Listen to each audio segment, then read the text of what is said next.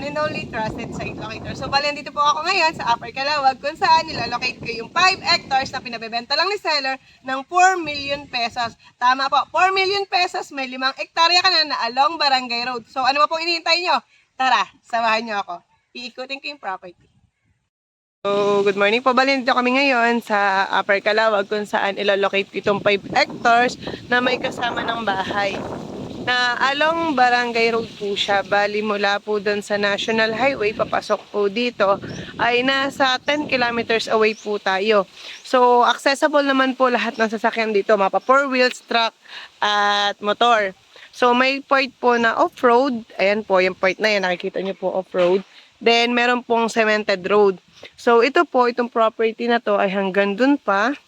Papunta pa po dun sa location dun. So, nasa 200 meters po ang frontage. Sa property po, kasama na po itong bahay na luma. Ay, re-renovate lang yan. So, ipapakita natin itong loob. Ito po ay 5 hektarya na may kasama pong bahay at nyugan na along Barangay Road siya. Pinabebenta lang po ito ni seller ng 4 million pesos. So, may poste na ng kuryente dito. Papasukin ko yung loob para at least makita nyo po. Ayan.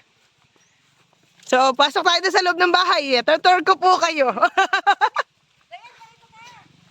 At mag-tour tayo dito sa loob ng mansion. So, makikita po natin yung property dito sa likodan na to. Mula dito sa kalsada. Ito na po yung ating property. Halos makababaan pa po naman ito ng nyog. Flatland po dito. Then, ito lang po yung point na slope. May pababa. Then, pagbaba mo po, kapantayan na po halos lahat. So, papunta po tayo dun mamaya. Iikutin ko lang po muna itong bahay para po at least makita natin yung pwede po nating mapakinabangan o i-renovate ito. Ayan. So, ito po yung naka-tiles po siya. Ayan. May ceiling pa din naman. Ayan, medyo ito sira na. Kasi nga po, walang tao. Yung isa pang kwarto. Ayan, may CR din siya. Pakita natin din sa taas. Una kante. Para makita po natin. So, maayos pa naman po itong bahay. Bali, dahil nga po walang natira, kaya po medyo narupok-pupok na. Ang renovate na lang itong ceiling dito sa taas. Pero matibay pa rin po. Wala pa naman pong bitak itong kanyang mga semento. So, maganda yung niya. Maganda itong terrace niya. Ayan po, makikita nyo. Ayan. So, konting renovate lang to. Ang renovatean lang naman natin dito, ceiling. Mga plywood. Halos po siya, bali cemented talaga, pure cemented. Ayan. Tapos ito yung CR niya, ayan.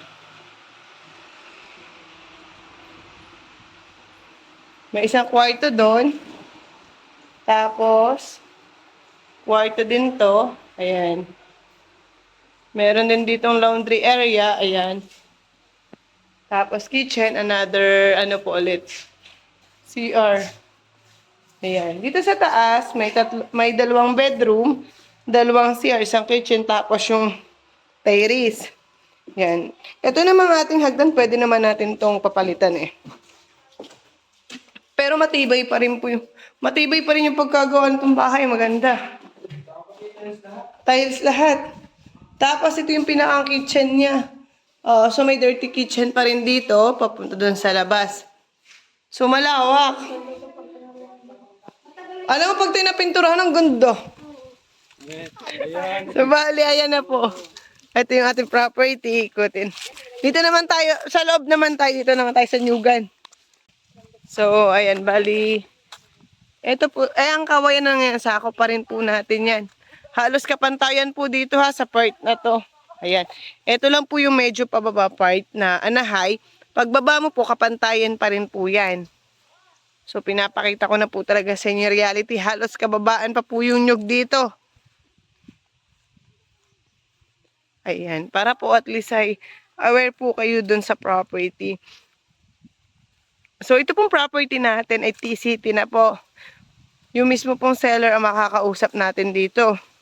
Ang kagandahan na rin, along Barangay Road po tayo, access po ang sasakyan. Pagbaba mo ng sasakyan, property mo na. So, nasa inyo na lang po kung anong gagawin nyo dito sa property nyo, kung paano nyo siya i-develop. Dito, sa part na to, ayan. May overlooking view dyan po. Dahil nga madamo, hindi natin masyadong kita. Kita natin yung halos mga bulubundukin dyan. Ayan. Ito yung part na, may part na linisin talaga siya. Ito po talaga halos kapantayan. Meron pong doon na upland, meron din pong part na may pababa talaga dito. Ito po. Medyo may part dito na parang palusong o rolling. Ayan. Pero hindi naman. Ito yung part na akala mo kung titingnan ay rolling. Pero pag binaba ko siya, anahay lang. Upland lang din siya. Malalim lang siyang tingnan gawa ng mga madadamo. Pero anahay lang po siya. Ayan. So makikita po natin yan. Oh. Then pababa lang ulit tayo dito.